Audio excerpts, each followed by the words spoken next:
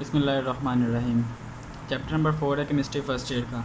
ठीक है, इसके अंदर है बेसिकली आपको बुक की लाइंस मिलेंगी, कुछ एमसीक्यूज़ मिलेंगे और उसके अलावा ना कुछ आपको ना कहते हैं इंपॉर्टेंट पॉइंट्स वगैरह मिलेंगे।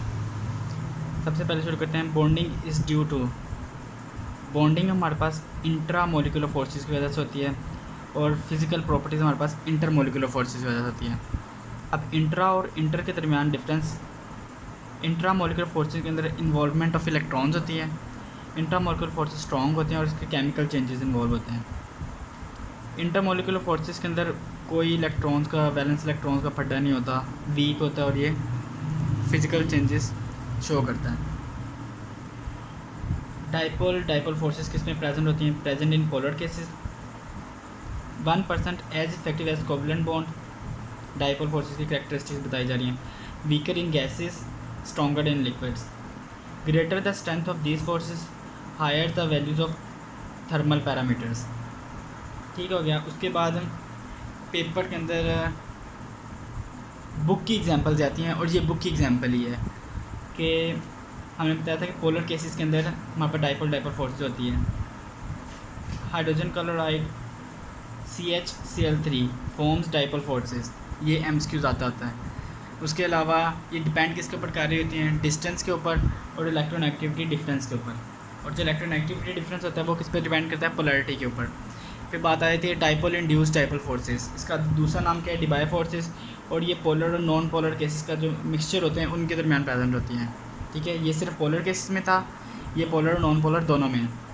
लंडन डिस्पर्शन फोर्सेस हमारे पास नॉन पोलर के अंदर होता है। नॉन पोलर जो मॉलिक्यूल होते हैं उनके अंदर होता है। अब उसके अलावा present in all type of molecules, polar भी और नॉन पोलर मॉलिक्यूल्स के अंदर भी होते हैं। इसके एग्जांपल हमारे पास है chloride, hydrogen and noble gases. Noble gases वाली ना एग्जांपल आती होती है पेपर के अंदर। London LDF depends upon size, number of atoms and polarisability. ठीक हो गया। लार्ज साइज ऑफ एटम और molecule dispersion become very easy and forces become prominent. उसके बाद अगली बात है पोलराइजेबिलिटी जो होती है वो डाउन द ग्रुप इंक्रीज़ करती है। फिर ग्राफ मतलब जो आपको दिया हुआ रेडिंग उसके अंदर ना दो पॉइंट्स हैं, एक फ्लोरीन और आयोडीन। ठीक है, इज़ अ गैस और आयोडीन इज़ अ सॉलिड। ये लंडन डिस्पर्शन फोर्सेस की वजह से है। जो कि हमारे पास फ्लोरीन है वो बॉयल्स करती है -188.1 डिग्री सेल्सियस पे और आयोडीन 184.8 डिग्री सेल्सियस के ऊपर। ठीक है, अब जो हमारे पास लंडन डिस्पर्शन फोर्सेस है ना डाउन द ग्रुप इंक्रीज़ करती हैं। अब देख लो ज़रा, जो हमारे पास हमने यहाँ पे पढ़ा था कि जो लंडन डिस्पर्शन फोर्सेस है ना अगर वो गैसेस के अंदर भी हो सकती हैं, लिक्विड्स के अंदर भी, सॉलिड्स के अंदर, डाउन द ग्रुप उनका LDF इंक्रीज़ करती हैं। तो ये लिखा हुआ है कि फ्लोरीन, क्लोरीन, ब्रोमीन, आयोडीन, ठीक है, डाउन द ग्रुप इंक्रीज़ कर रही हैं और इनका बॉइलिंग पॉइंट भी डाउन द ग्रुप इंक्रीज़ करता है। ठीक हो गया। अब उसके बाद आती है हमारे पास इंक्रीजिंग बॉइलिंग पॉइंट। अब ये बॉइलिंग पॉइंट वाला है, ये भी फ़िलहाल ये बार बार आगे भी कई दफ़ा आएगा। इसको बस आप लोग ना सीखना, इसको याद रख लो। ठीक है, क्योंकि ये रीजंस जो है ना इसकी वो आपको बॉइलिंग पॉइंट वाले टॉपिक के अंदर समझ आएंगे। HF का बॉइलिंग पॉइंट सबसे ज़्यादा होता है, फिर HI का होता है, फिर HBr, फिर HCl। ठीक है, आगे एक ना टेबल सा बनाया हुआ, मैंने पॉइंट्स बनाए हुए हैं, वो आपने पक्के रट्टे लगाने हैं क्योंकि उसके अंदर से एक ना एक MCQ लाजमी आ जाता है। उसके अलावा आप नीचे देख लेते हैं हम, मोलिकुलर साइज़ डायरेक्टली प्रोपोर्शनल किसके है? पोलराइजेबिलिटी की। मतलब मोलिकुलर साइज़ इंक्रीज़ करेगा, पोलराइजेबिलिटी इंक्रीज़ होगी, पोलराइजेशन इंक्रीज़ होगी, तो मतलब उनके अंदर लंडन डिस्पर्शन फोर्सेस ज़्यादा हैं। जब हमारे पास फ्लोरीन, नाइट्रोजन, ऑक्सीजन के साथ डायरेक्ट हाइड्रोजन अटैच होगा ना तब हमारे पास ना क्या होगी? Present hydrogen bonding. Both H hydrogen atoms of water molecule create strong electric field due to their smaller size. अब वो पेपर के अंदर आता है कि जो हमारे पास वाटर का मॉलिक्यूल है उसके अंदर इलेक्ट्रिक फील्ड किस वजह से होती है? Due to their smaller sizes. किसकी स्मॉलर साइजेस की वजह से? हाइड्रोजन एटम्स के। ठीक है, ये एक MCQ आता है। Strength of hydrogen bond is 20 times less than that of covalent bond. ये भी पेपर के अंदर MCQ आता है। Hydrogen bond is present between chloroform and acetone, ये भी एग्जांपल आती है। बेसिकली आपको एग्जांपल दे देते हैं कि कोई भी ना कि आप लोग बताओ कि ये हाइड्रोजन बॉन्डिंग डाइपोल फोर्सेस ये किन मॉलिक्यूल्स के दरमियान में होंगी, फिर वो नीचे आपको एग्जांपल दे देती हैं। एग्जांपल्स आपकी मेजरली ना वही होती हैं जो आपकी उसके अंदर लिखी होती हैं पैराग्राफ्स के अंदर या फिर एक्सरसाइज के अंदर दी होती हैं, वो होती हैं। फिर उसके बाद हाइड्रोजन से स्ट्रेंथ बताई हुई है कि हाइड्रोजन और फ्लोरीन के दरमियान सबसे ज़्यादा होता है, फिर हाइड्रोजन ऑक्सीजन के, फिर हाइड्रोजन नाइट्रोजन। क्योंकि हमारे पास जो HF है ना, इसके अंदर हमारे पास ये है कि जो हमारे पास स्ट्रेंथ इसीलिए ज़्यादा होती है कि हमारे पास जो हाइड्रोजन बॉन्ड है वो 2 फ्लोरीन के दरमियान में जुड़ा होता है, और वैसे भी इलेक्ट्रोनेगेटिविटी के ऊपर डिपेंड करता है हाइड्रोजन बॉन्डिंग या नंबर ऑफ़ हाइड्रोजन बॉन्ड्स किस में ज़्यादा है। तो इसकी सीक्वेंस ये है कि सबसे ज़्यादा हाइड्रोजन बॉन्डिंग ग्लिसरॉल में होती है, फिर ग्लाइकोल, फिर वाटर, फिर एथेनॉल, फिर HF, फिर NH3। ठीक हो गया। फिर उसके बाद ये पॉइंट्स बुक की लाइनें ही हैं, बुक की लाइनें, इसलिए इसमें सबसे ज़्यादा MCQs आया हुआ है ये 9% वाला। When water freezes it occupies 9% more space और volume and its density decreases up to 9%। या तो आपसे वॉल्यूम पूछ लेगा, स्पेस पूछ लेगा कितनी परसेंट है, या वो पूछेगा कि वॉल्यूम कितनी डेंसिटी कितनी डिक्रीज़ करती है। देन आपके पास ये एक MCQ ज़्यादा होता है कि वाटर की डेंसिटी मिनिमम कब है और मैक्सिमम कब है। ठीक है। Due to low density of ice liquid freezes from top to bottom. अब ये एक MCQs आया हुआ है पास पेपर, अगर खोलोगे तो उसमें नज़र आएगा आपको।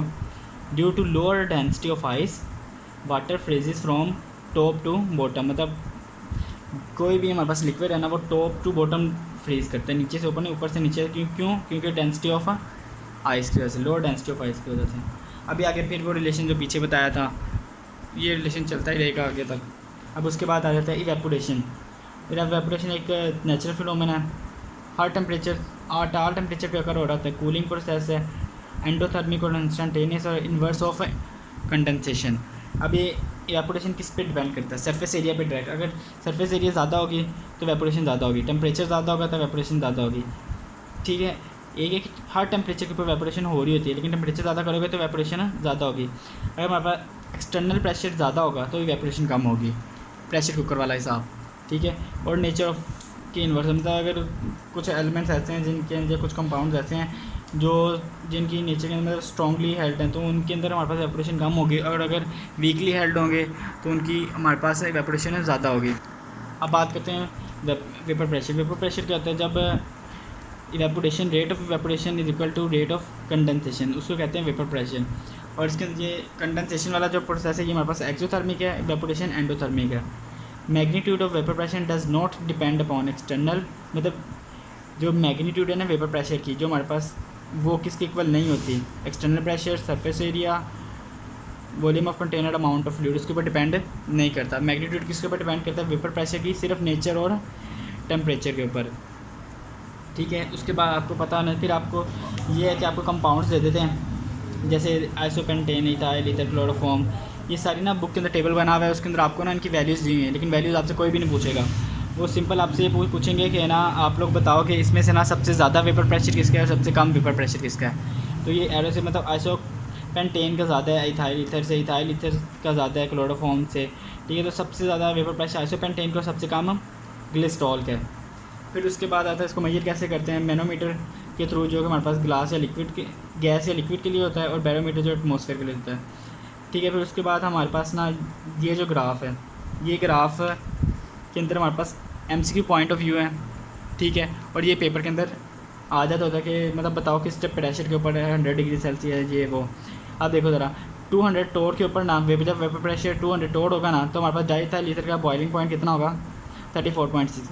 एथेनॉल का 78.3। ये आपकी बुक के अंदर रीडिंग लाइन्स दी हुई हैं, लेकिन आपके पास पेपर के अंदर जो आता होता है ना वो ये 4.8 टोर वाला आता होता है MCQ, 4.8 टोर और वाटर वाला। ठीक है। फिर उसके बाद आते हैं बात बॉइलिंग पॉइंट की।